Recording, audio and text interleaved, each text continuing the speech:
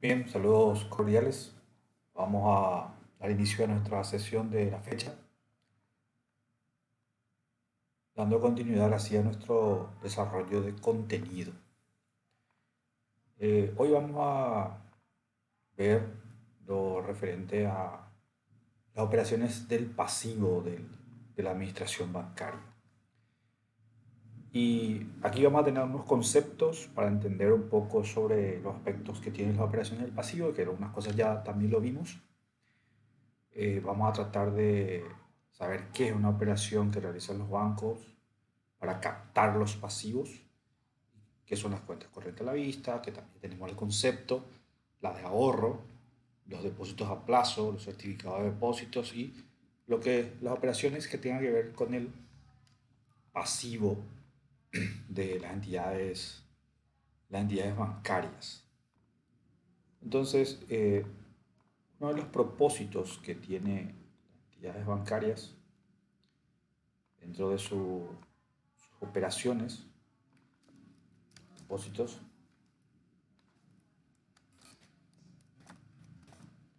sería la captación de recursos financieros.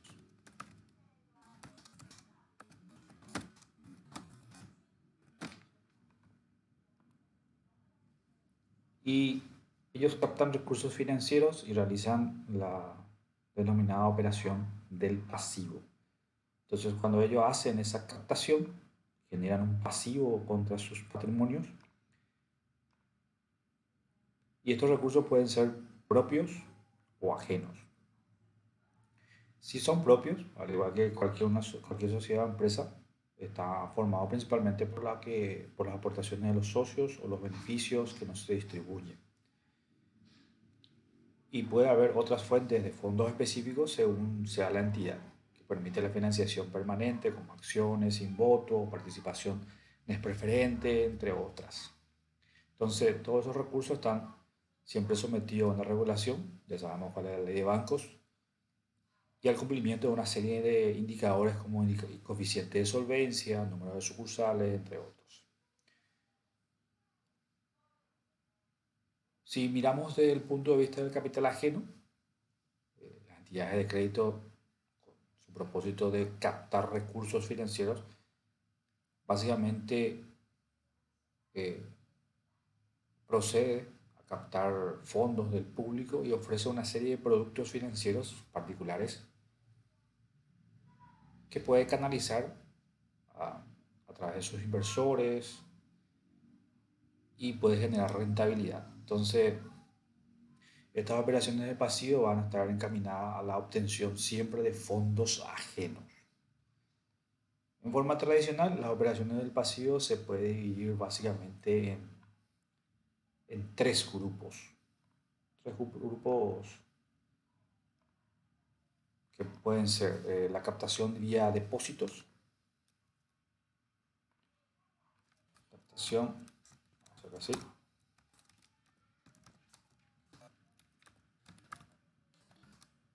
vía depósitos. El otro grupo es la captación vía operaciones referidas al mercado interbancario.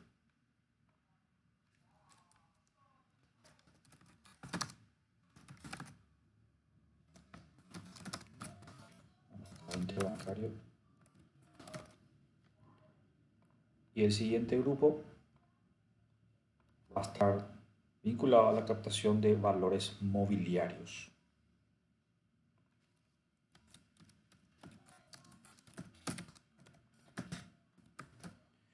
Serían los tres grupos principales, en el cual vamos a dividir en este estudio sobre las operaciones de pasivo de las entidades financieras.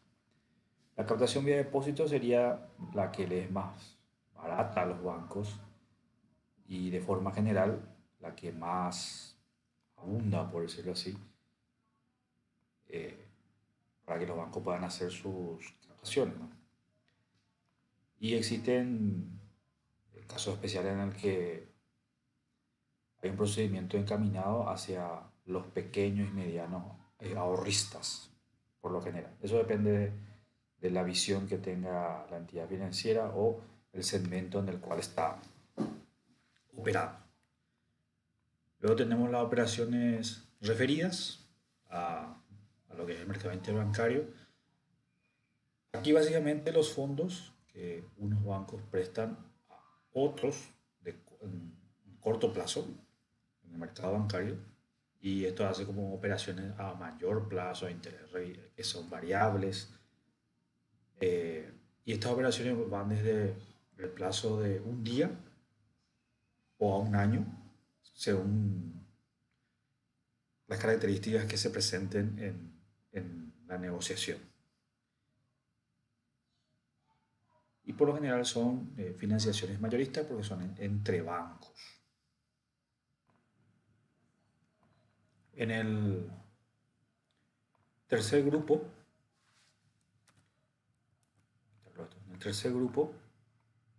las captaciones inmobiliarias, y aquí se puede distinguir en este caso que entre los fondos que la entidad toma a través de emisiones de títulos, pagarés, bonos, obligaciones, y de otros que capta de una emisión temporal que tiene como activo. Entonces, estos últimos, que son captaciones temporales, suelen ser operaciones de altos volúmenes y que son propios de los negocios mayoristas también. Entonces, esos son los tres grupos de captación que tiene el banco y que le genera operaciones pasivas. Nosotros aquí vamos a centrarnos en las operaciones de captación. Las operaciones de captación, y vamos a ver los, las operaciones que eso conlleva. Tenemos la cuenta corriente a la vista.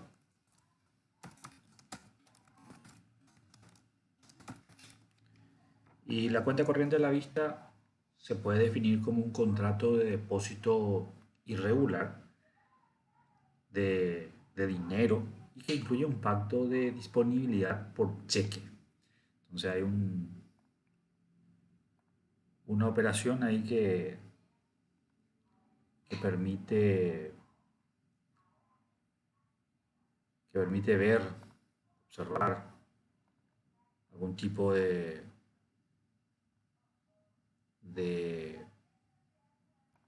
contrato, básicamente. Y eso está dirigido a lo que es la captación, de un tipo de captación. Entonces, la cuenta corriente tiene dos, podemos decir, se reconoce herramientas que sirven para operar los activos del ahorrista, que van a ser el cheque y un pago, o un documento.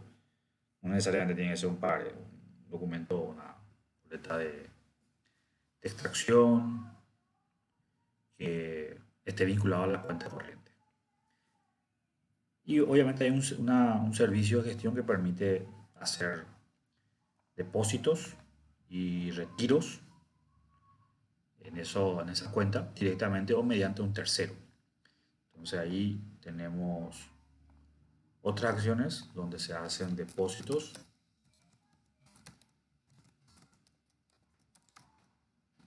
y extracciones.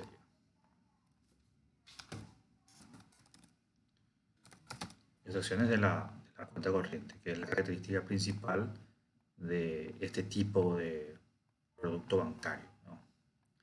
Vamos a ponerlo así. Y lo puede hacer a través de un tercero, como decíamos. Obviamente tiene que tener algún tipo de autorización, o por lo menos para los retiros. Para los depósitos, pues hay una identificación nada más. Entonces, la característica básica del producto de cuenta corriente es que los fondos que se depositan ahí van a estar siempre disponibles en forma inmediata o tras un plazo muy breve, y presentan la posibilidad de canalizar hacia o desde cualquier flujo de dinero utilizando los diferentes títulos de crédito o las operaciones típicas de transferencia o giro contra la cuenta mediante órdenes del titular. Hoy día se utiliza bastante el home banking, por ejemplo. Entonces, eso sería una de las características de la cuenta corriente. La cuenta corriente a la vista también se puede generar alguna clasificación según sus diversos criterios. La cuenta corriente a la vista puede ser cuenta individual, mancomunada o solidaria. Según la operativa puede ser activa, inmobiliaria o abandonadas, eso ya depende. La situación de la disponibilidad, según la situación de la disponibilidad puede ser libre de disposición, bloqueada o embargada. Según la situación de residencia de los titulares puede ser residentes o no residentes. Según la situación de la moneda puede ser moneda local, moneda extranjera, divisas. Y por el sector al que pertenece puede ser público, puede ser actividades productivas o economías domésticas. A modo de recordar que debía tener o que debe tener eh, un contrato de depósito a la vista. Obviamente tiene que tener la identificación de los titulares.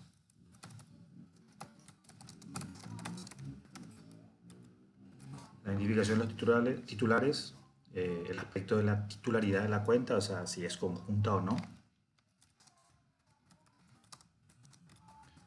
Titularidad de la cuenta. Los tipos de interés aplicados. A veces por más que a la vista tiene un pequeño grado de interés, la periodicidad del devengo,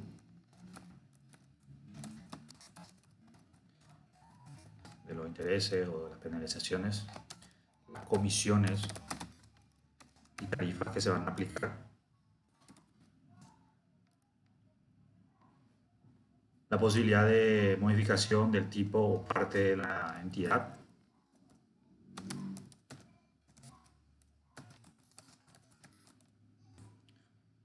Posibilidad de modificación.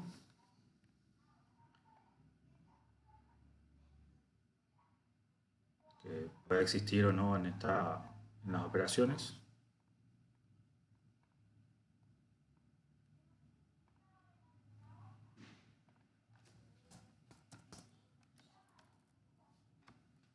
La utilización de talonario de cheques.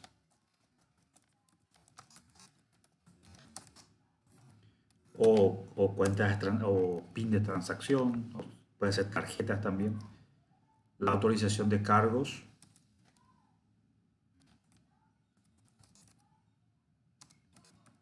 Donde se van a cargar algunos gastos o comisiones que generen las operaciones.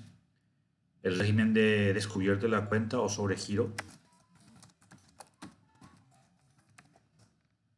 La existencia o la exigencia o no de un mantenimiento de saldo mínimo.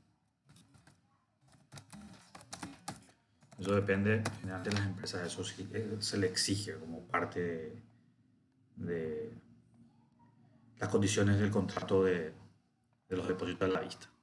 Entonces, dentro de la cuenta corriente a la vista, básicamente se van a encontrar las denominaciones eh, según el tipo de operación que se tenga. Puede ser de alto perfil o una cuenta de alta remuneración, donde se caracteriza por ofrecer un tipo de interés elevado para un importe mínimo de depósito.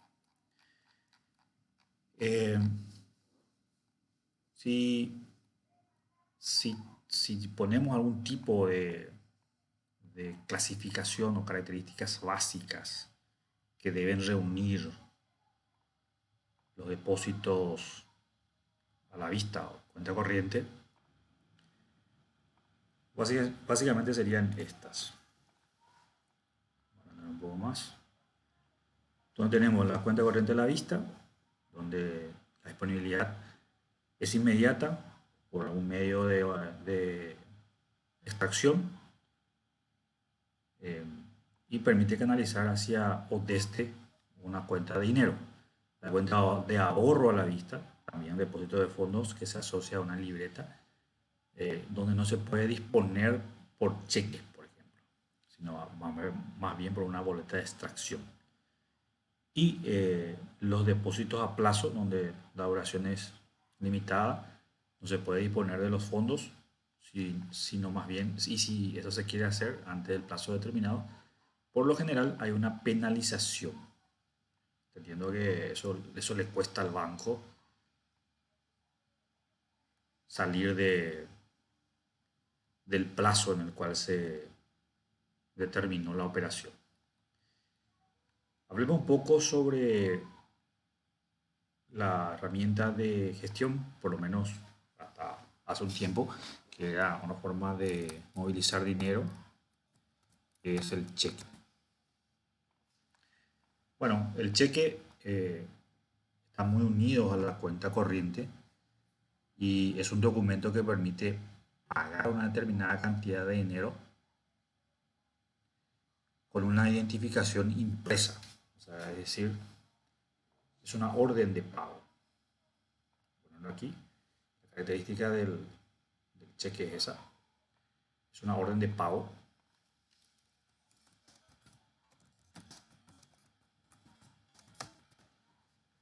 Es una orden de pago contra la cuenta. Hay normativas que hacen la regulación y cómo se van a operar con los cheques, pero en general la clasificación que tienen los cheques es que pueden ser al portador,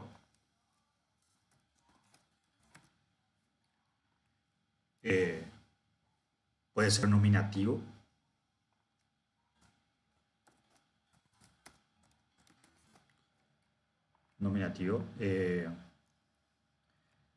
puede ser para abonar en cuenta. En ese caso, por ejemplo, no se va a poder pagar, o lo que se conoce como cheque cruzado.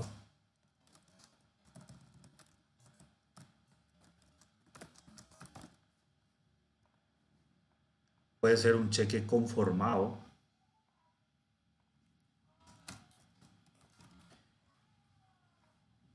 El cheque conformado básicamente es en el que el titular de la cuenta solicita al banco que autorice el documento y la existencia de fondos suficientes, es decir, el banco ya le da la garantía de que hay fondos. Y en ese caso, el que, el que tiene el documento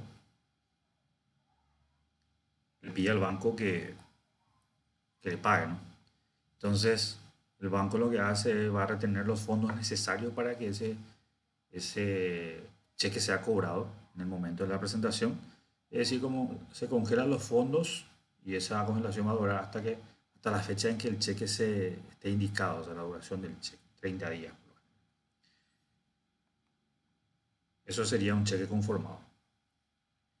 Y el cheque también puede estar vinculado a lo que es el cheque cruzado.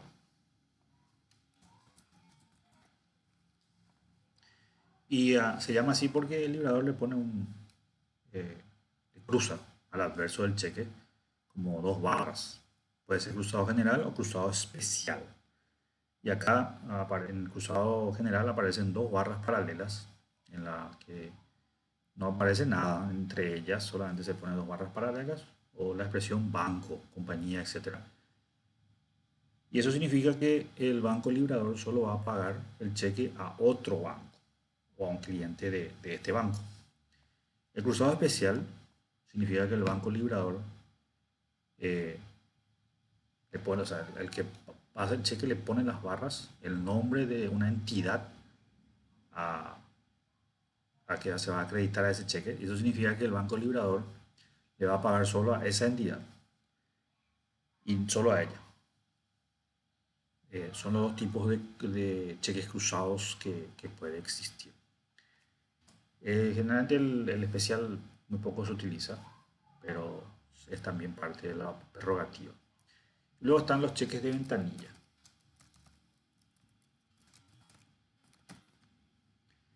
Y este tipo de cheques básicamente se extiende en un talonario en el que la entidad que va a liberar los cheques, en su misma oficina donde el titular tiene abierta la cuenta y este puede hacerlo en efectivo, personalmente,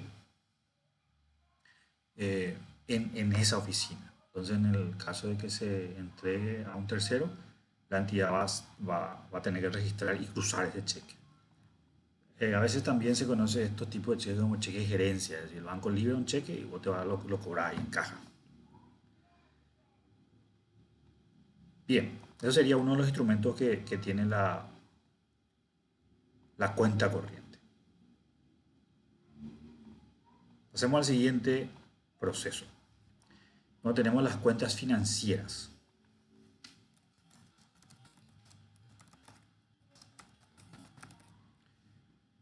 Las cuentas financieras básicamente son aquellas en que los fondos depositados se colocan por cuenta del depositante en activos financieros públicos o privados de una elevada liquidez y puede negociarse en el mercado secundario si es que lo desean y puede gozar de cobertura por parte de la entidad de crédito que asegura su liquidez. Entonces, este tipo de cuenta tiene una serie de ventajas competitivas frente a las tradicionales cuentas. ¿Cuáles son esas ventajas? Una de las ventajas es que tiene una mayor rentabilidad.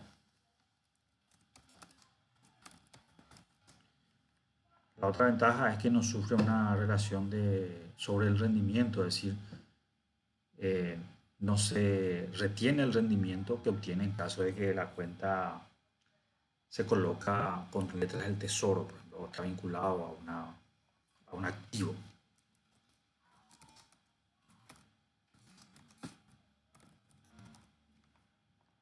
Y obviamente es más líquida, tiene una liquidez inmediata.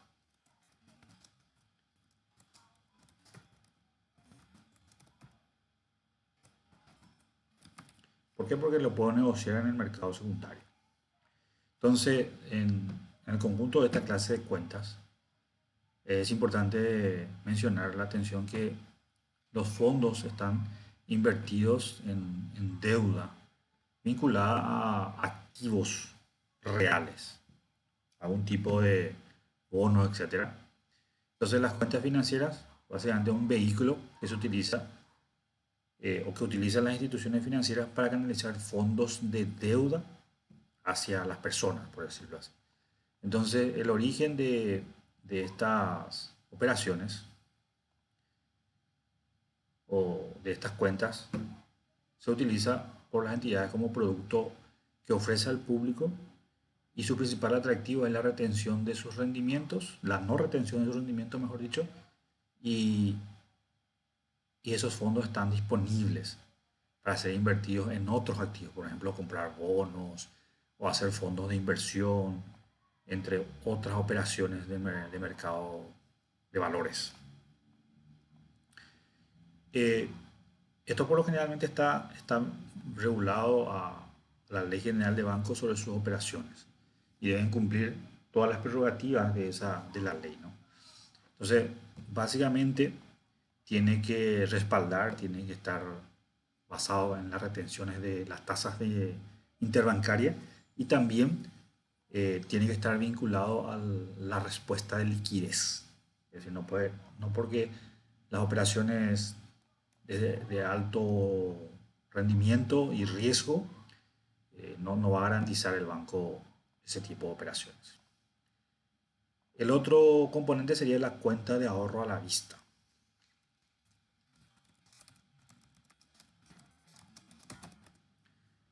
La cuenta de ahorro a la vista es como uno de los modelos tradicionales de captación por parte de la entidad financiera. Y básicamente se deposita dinero, se le entrega al banco y el titular va a tener una libreta o un talonario en el cual se va a registrar las operaciones, si quiere hacer retiro o depósitos. Estos fondos básicamente eh, son a la vista, son de disponibilidad inmediata Y desde el punto de vista, o sea, desde este punto de vista, esas cuentas son idénticas a las cuentas corrientes, excepto por la forma en que se opera, ¿verdad? No se opera con cheques, sino con talonarios. Y también tiene la posibilidad de tener descubiertos, o sea, sobregiros, debido a que en este tipo de cuenta se puede domiciliar recibos eh, o hacer pagos eh, de servicios u otras cuentas.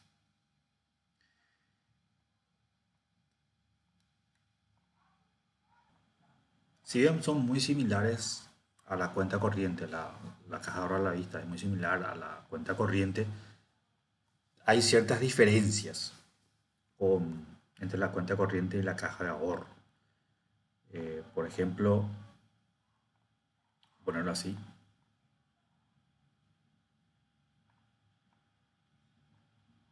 y esto.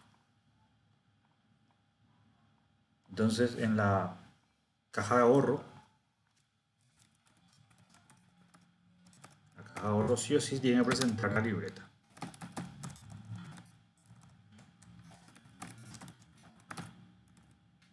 Sí o sí tiene que presentar la libreta. Sin embargo, en la cuenta corriente se opera con cheque o retiro en caja o hoy ya podemos decir cajero. Vamos a hablar en cheques. Eh, la diferencia de la caja de ahorro es que no tiene cheques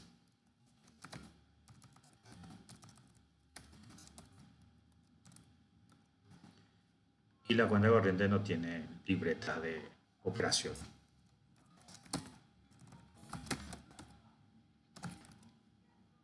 Por ser una diferenciación lógica. Eh, lo otro es que puede existir por parte de la entidad un preaviso en caso de que se quiera hacer operaciones de retiro. Eso en caso de la caja de ahorro. Si quiere hacer un retiro importante, eh, tiene que hacer un preaviso. Y en la cuenta corriente no, por lo general puede pasar que utilice toda la cuenta, pero tiene que tener la posibilidad de sobregirar esa cuenta. En ambos casos, ¿verdad? Pero no puede hacer retiros esporádicos en la caja de ahorro.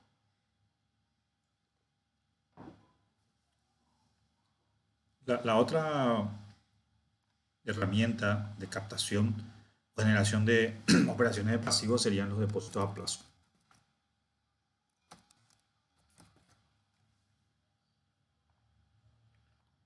Los depósitos a plazo sería una tercera herramienta, un tercer producto básico de captación de fondos de los bancos y a través de estos, el titular de una cuenta va a mantener unos fondos de una manera determinada, en una determinada entidad por un intervalo de tiempo prefijado en el comienzo de la operación y a cambio unos intereses. Y este tipo de depósito básicamente tiene una mejor remuneración de intereses por los plazos que están ahí fijos. Entonces el banco tiene mayor previsibilidad por esos fondos.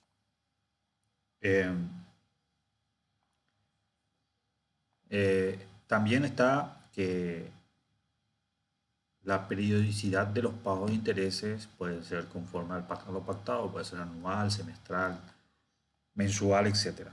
La disposición de fondos antes de la fecha de finalización de la operación está penalizada.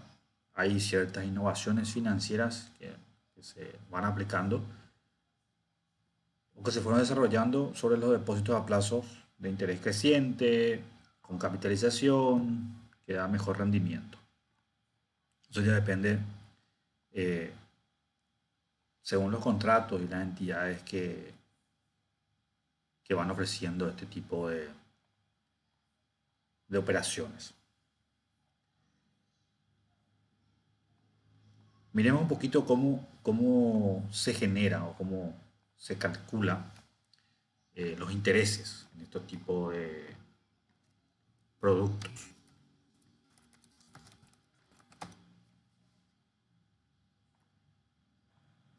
Podemos dividir o clasificar el cálculo de intereses en dos tipos, dos, dos formas de cálculo, dos métodos.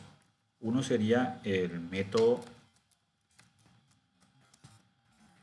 de divisor fijo y el siguiente sería el método de Hamburgues.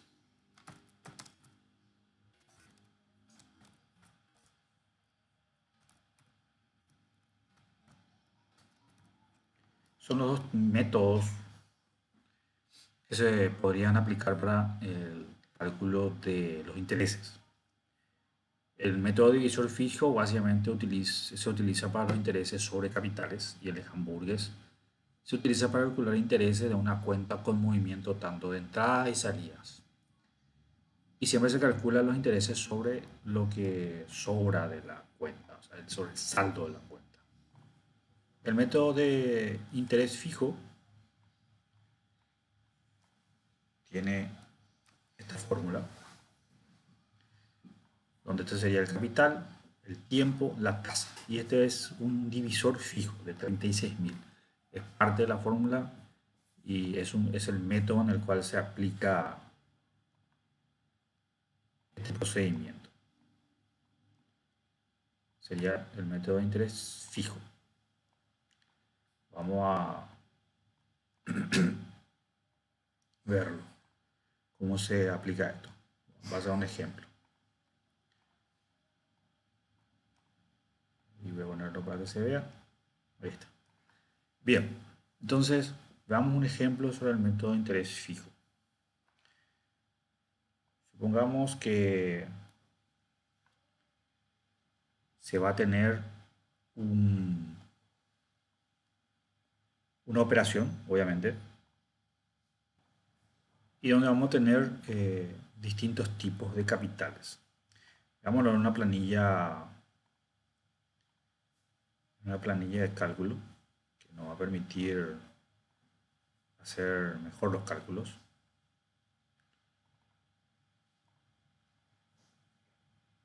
Para poder observar y no estar muy desordenado en la operación. Comparto la planilla y veamos cuáles son los datos. Supongamos que tenemos capitales. Y los capitales están conformados de los siguientes valores. De 3.500.000,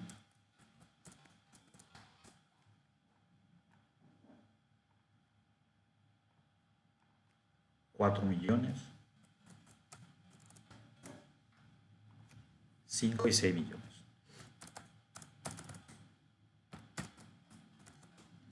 Luego tengo los días en los cuales van a ser las operaciones. Voy a tener 12 días, 30 días, 56 días y el último va a ser 24 días. Y luego tengo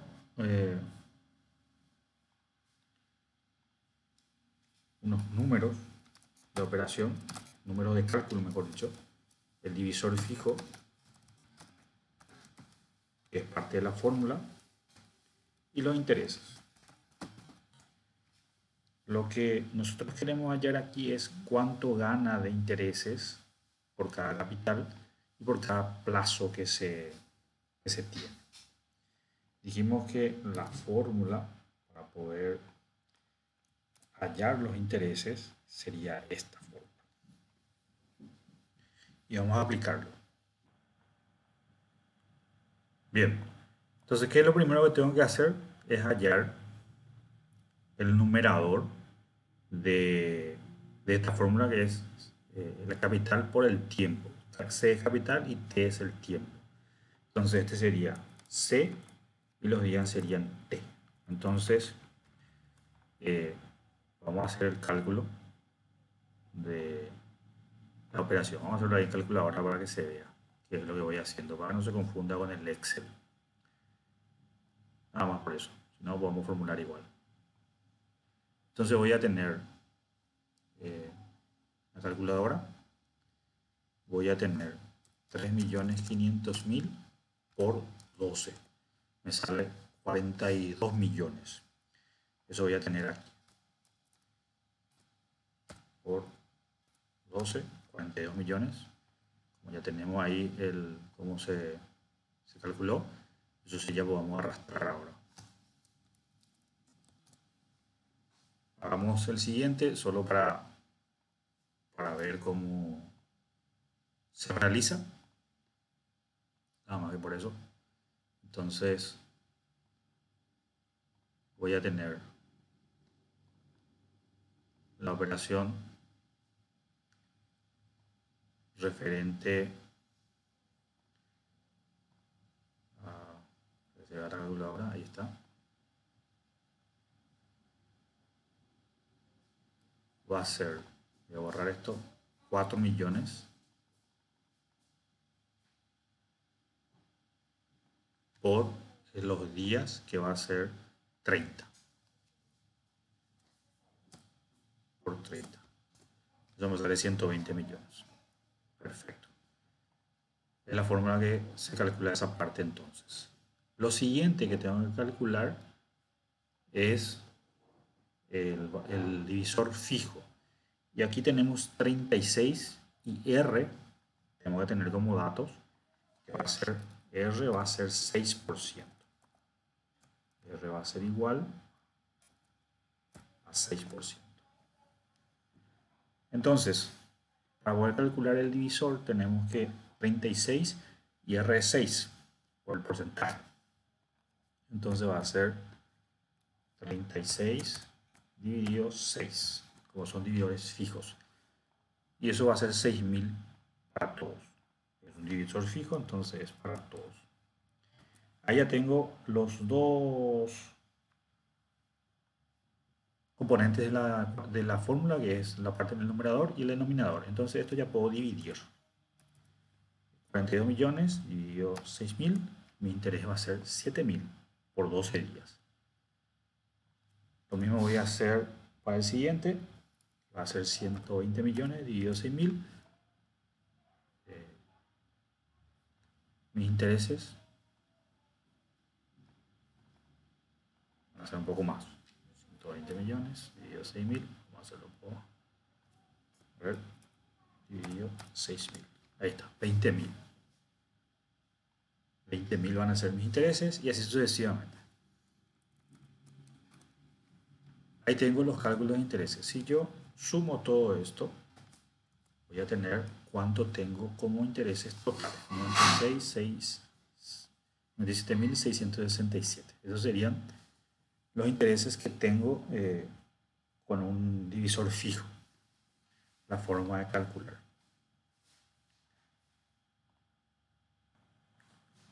Para el otro método vamos a utilizar unos siguientes datos, que es el método de Hamburger. Vamos a suponer que en este método se tiene una cuenta corriente que también se trabaja con ingresos y egresos, y en este caso el capital no es relevante porque se trabaja por los saldos. Voy a poner aquí método de Hamburger.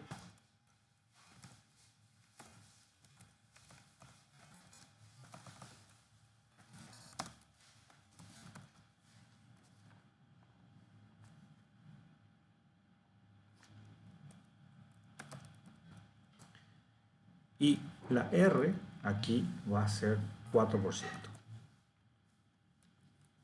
La R va a ser igual a 4%. Los datos voy a tener que el saldo a una fecha determinada, que puede ser por ejemplo 1 de abril, el saldo al 1 de abril es de 3005,06.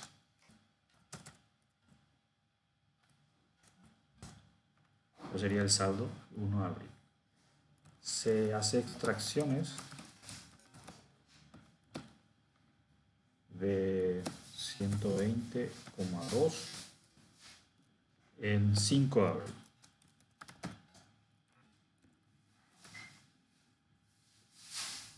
El 5 de abril. Luego se hace un depósito de 210,35 unidades monetarias siempre el 11 de abril. Luego se hacen nuevamente extracciones. La extracción sería de 751 con 27 el 19 de abril.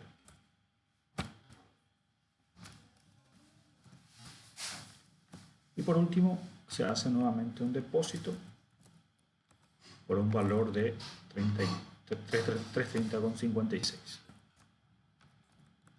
Y eso va a ser el 28 de abril. Con eso vamos a tener ya unas operaciones. Entonces aquí vamos a armar el concepto.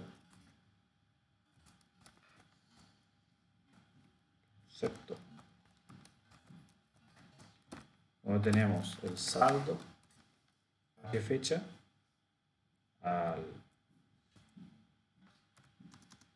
1 de abril, vamos a ponerlo aquí, que va a ser fecha, el monto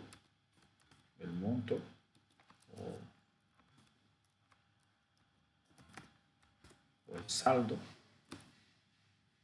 que era de 3005,06. Luego tenemos una extracción el 11 de abril y es de 210,35. Vamos a ponerlo aquí.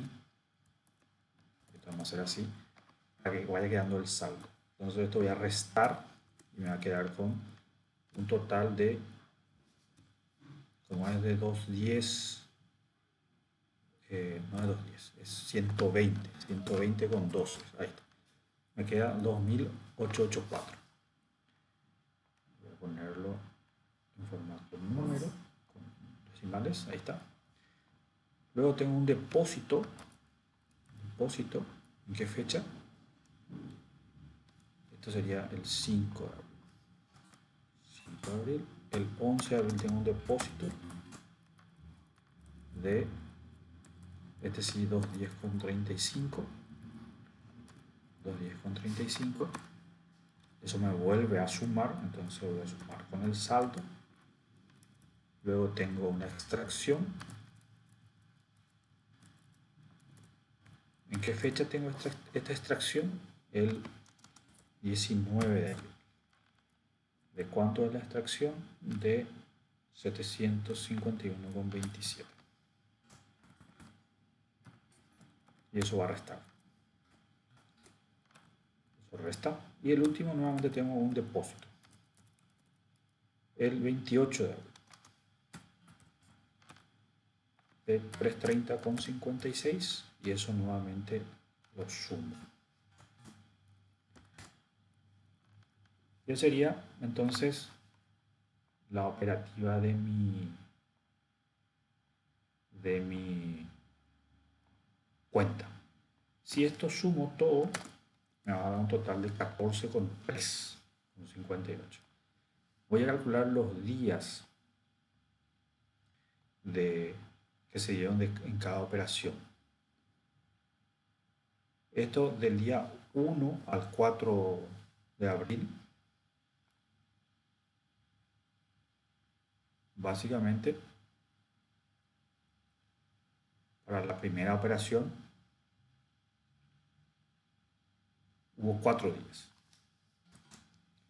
Para la segunda operación hubo de 5 a 11 hubo 6 días. Luego tengo 8 días, 9 días,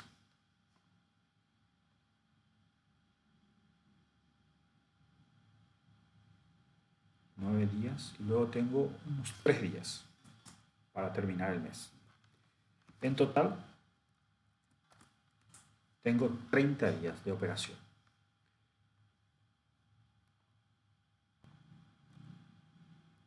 Si yo esto multiplico para hallar el número de deudores y de acreedores, es decir, lo que le corresponde conformar los días, acreedores, voy a tener que multiplicar el saldo por el número de días.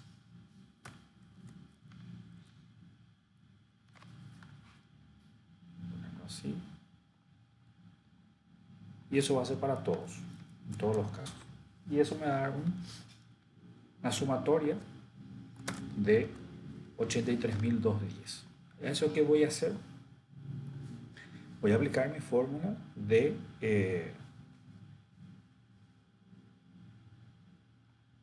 denominador fijo.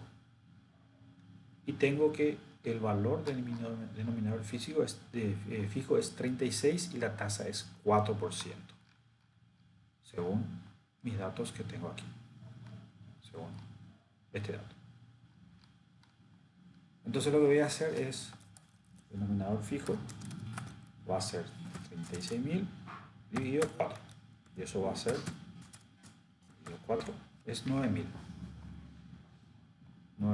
Esto voy a utilizar para hallar la tasa de interés, conforme a mi fórmula. Entonces voy a tener todo esto que está acá, la sumatoria del acreedor, dividido el numerador fijo. Entonces, el interés que va ganando es de 9,25 unidades monetarias. Eso es lo que le permite ganar a en base a esta operación, los cálculos que van a hacer los bancos para poder ir pagando. Bien, esos serían las operaciones que genera o cómo se trata lo que es el tema de operaciones del pasivo, según las distintas formas de tratamiento y algunas definiciones que vimos. Bien, de esa manera entonces tenemos la parte práctica de la operación del pasivo, conforme a la continuidad que vimos también en la parte teórica, pues las primeras unidades fueron toda la parte de las leyes, las teorías, las definiciones. Aquí también recordamos algunas definiciones, pero aplicamos más sobre las formas de cálculo. Bien, de esta manera entonces cerramos nuestra sesión y nos vemos en la siguiente clase.